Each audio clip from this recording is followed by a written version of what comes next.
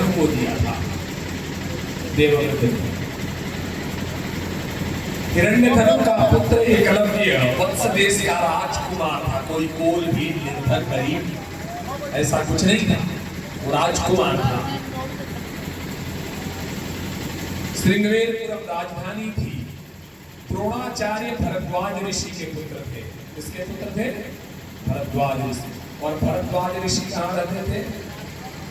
रामचरितमानस में आप लोगों ने पढ़ा होगा कि भरद्वाज ऋषि बसही प्रयागा।